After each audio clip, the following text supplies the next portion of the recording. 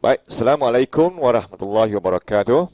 Bertemu kita dalam kuliah yang keempat berkaitan dengan TS25, iaitu yang saya namakan sebagai KRA TS25. Key Result Area TS25.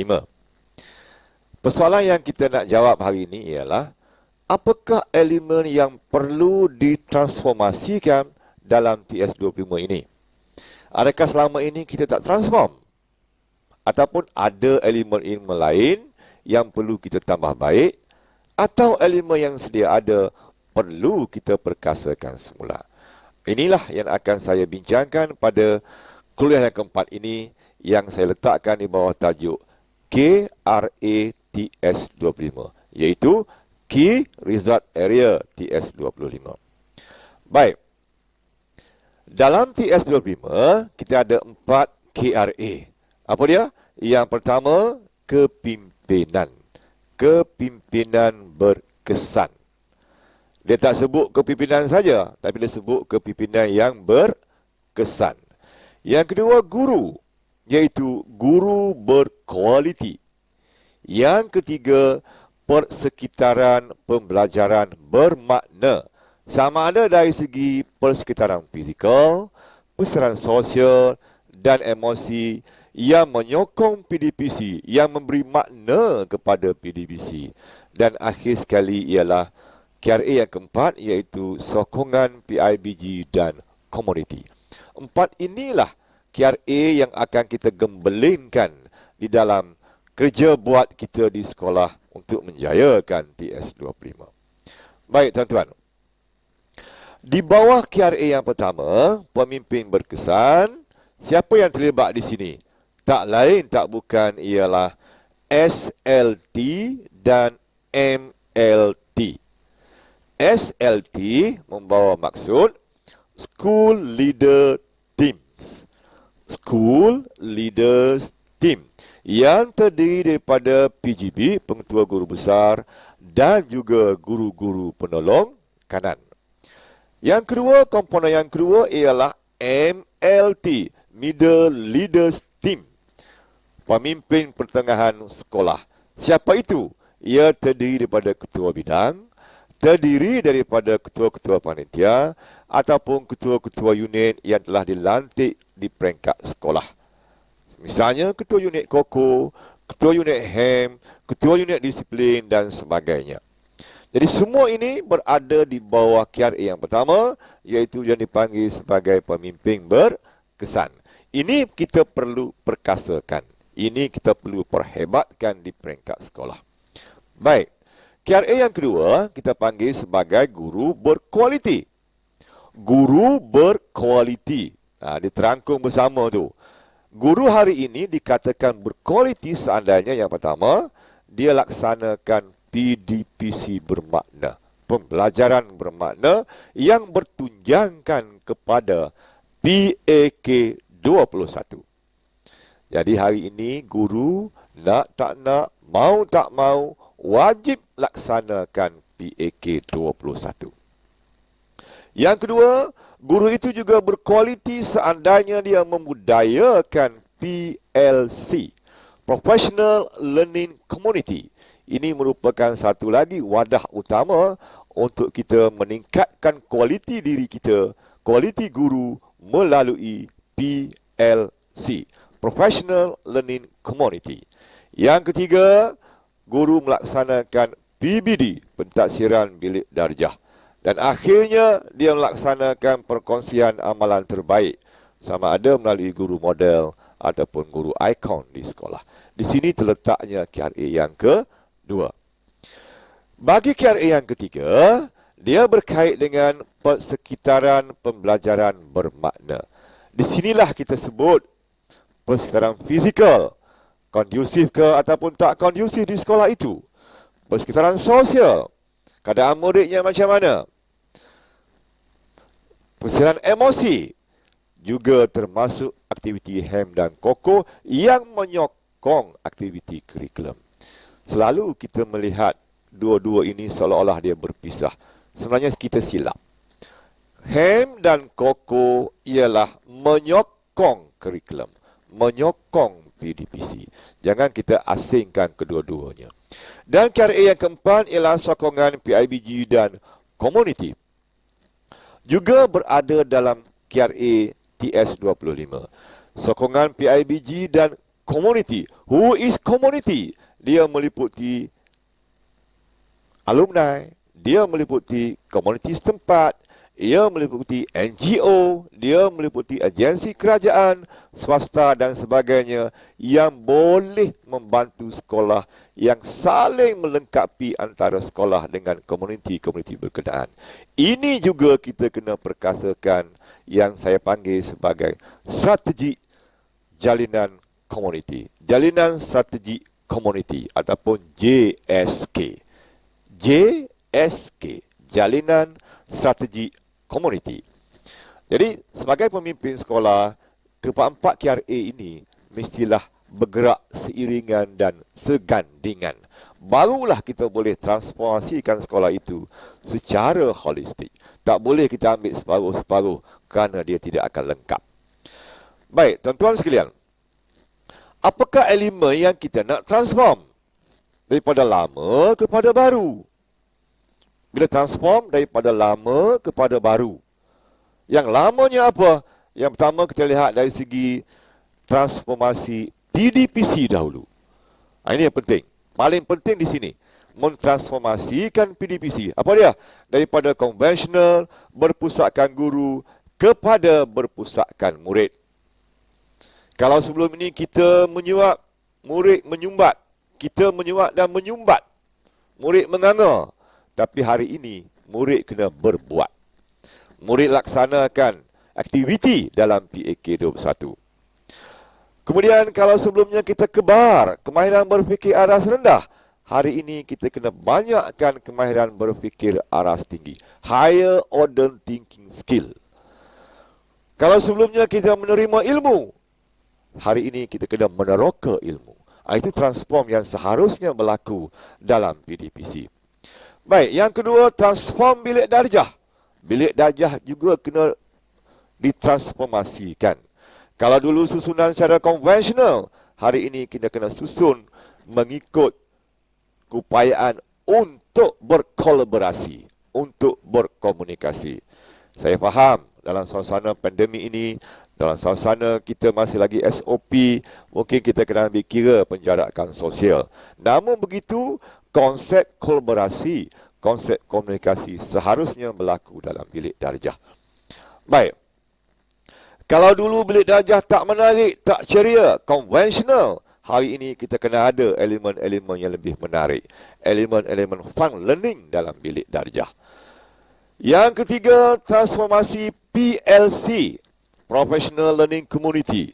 Kalau dulu dia tak ada PLC, dia berlaku dalam mesyuarat saja. Balik-balik kepada mesyuarat, postmortem dan sebagainya. Hari ini kita bergerak kepada PLC.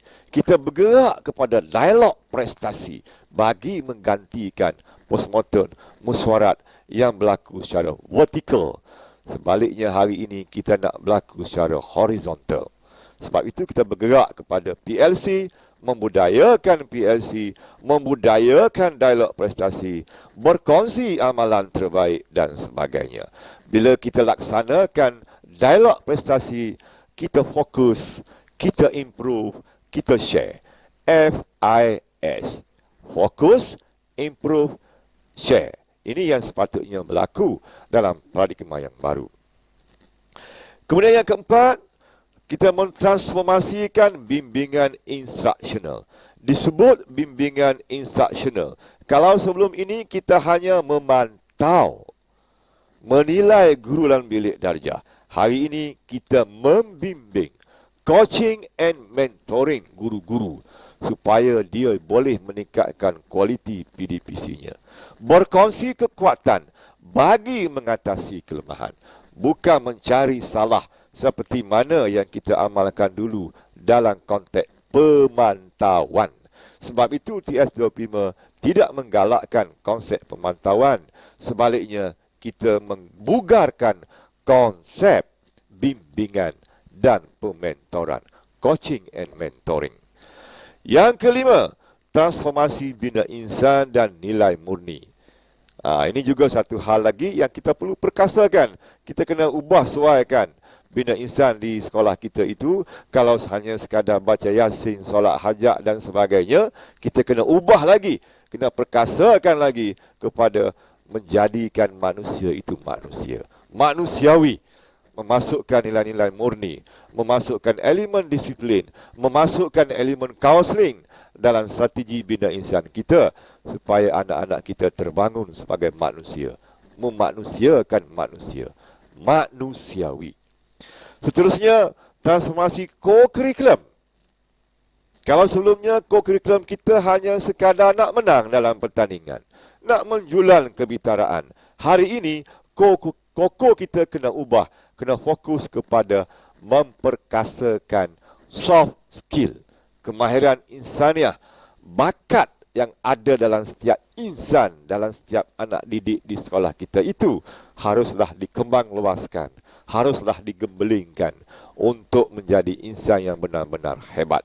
Bukan lagi nak menang semata-mata, bukan lagi nak menjulang kebitaraan semata-mata. Soft skill perlu dibina, perlu dibangunkan. Yang ketujuh, memperkasa transformasi akademik. Juga kena transform. Kalau dulu SPM kita melihat GPS sebagai indikatornya, hari ini kita melihat kepada kebolehpasaran. Kemana anak-anak itu pergi, berupaya untuk melanjutkan pelajaran, berupaya untuk pergi ke kemahiran selepas SPM. Bukan sekadar GPS, tapi kemana anak-anak itu boleh pergi. Ini saya panggil sebagai kebolehpasaran. Juga tuan-tuan kena fokuskan kepada perkara ini. Kemudian transformasi kepimpinan SLT dan MLT. Saya sebutkan tadi, SLT dan MLT perlu bergabung, berganding bersama. Perlu diperkasakan, dibugarkan semangat CPO, Collaborative Participative Ownership. Apa-apa pun yang kita buat di sekolah, ia adalah hak milik kita bersama. Tak boleh kita memerintah secara divide and rule. Sebaliknya, kita kena merintah secara bergabung jalin antara penolong kanan pentadbiran, penolong kanan HEM, penolong kanan KOKO. Ada ketikanya dia kena bergabung jalin bersama tempat-tempat yang perlu dia kuasai bersama. Misalnya, instructional adalah hak milik bersama. Soft skill adalah hak milik bersama. Bina insan adalah hak milik bersama. Antara ketiga-tiga GPK tadi. Dia tak boleh kata, aku ini saja, yang ni ini saja, yang ni ini saja. Tak boleh macam tu sekarang. Kita kena bergabung jalin bersama. Ibarat gambar rajah when ketiga-tiganya bertindih di tengah-tengah itu. Apa yang bertindih? Instructional. Apa yang bertindih? Soft skill. Apa yang bertindih? Bina insan. Itu adalah hak milik bersama. Seterusnya adalah transformasi PIBK. Ini balik kepada PIBG dan juga komuniti yang kita harus pelebarkan, yang kita harus perkuatkan melalui jalinan strategi komuniti. Jadi tuan-tuan semua, kita ada 9 elemen yang harus ditransformasikan di sekolah. Dan yang paling penting ialah elemen PDPC. Hari ini PDPC kita mestilah bersifat 6C. Bukan lagi 4C, tapi sebaliknya 6C. Yang kita panggil sebagai deep learning. Pembelajaran bermakna. Apa dia 6C itu? Yang pertama, karakter, watak, sasiah. Yang kedua, citizenship, kewarganegaraan, jati diri, semangat, sayangi negara, sayangi bangsa. Yang ketiga, collaboration, kolaboratif, berkongsi antara kumpulan atau dalam kumpulan. Yang kelima, seterusnya, communication, komunikasi, sesama murid, sesama guru dengan bahan. Seterusnya ialah creativity dan akhir sekali ialah critical thinking. Karakter, citizenship, collaboration, communication, creativity, critical thinking, inilah yang kena dihidupkan, yang kena dibajai dalam diri anak-anak itu. Barulah kita boleh transform, barulah kita boleh berubah dalam kerangka TS25. Begitu juga dengan soft skill, yang perlu kita ubah ialah cara kita, kaedah kita. Misalnya saya tuliskan di situ, saya sebutkan di situ aktiviti yang berkaitan dengan jati diri. Aktiviti berteraskan kepimpinan nilai dan jati diri. Aktiviti hikmat masyarakat. Aktiviti permainan tradisional boleh dibawa masuk dalam koko. Aktiviti yang berkaitan dengan bakat, berkaitan dengan kebudayaan, termasuk nyanyian, termasuk lakonan, termasuk nilai-nilai kebudayaan boleh kita bawa dalam co-curriculum. Aktiviti seni visual boleh kita masukkan dalam co-curriculum. Aktiviti HIP, Highly Immersive Program, boleh masukkan dalam co-co. Aktiviti co-akademik, pengucapan awam, pengacaraan, DJ, bercara berirama, bahasa dialek dan sebagainya.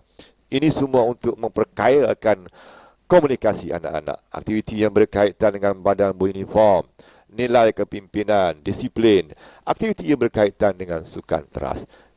Kayanya aktiviti co-curriculum tadi, barulah dia boleh perkasakan soft skill murid. Inilah yang akan kita fokus bangunkan dalam TS25. Elemen yang seharusnya dibangunkan, ditransformkan dalam arena TS25. Dan elemen-elemen ini boleh kita ukur, boleh kita nilai kepada murid yang saya panggil sebagai instrumen penilaian soft skill. Jadi saya rasa cukuplah sekadar itu dulu perkongsian kita hari ini.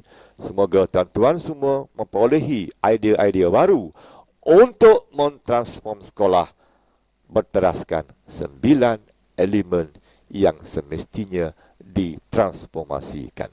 Sekian. Wassalamualaikum warahmatullahi wabarakatuh.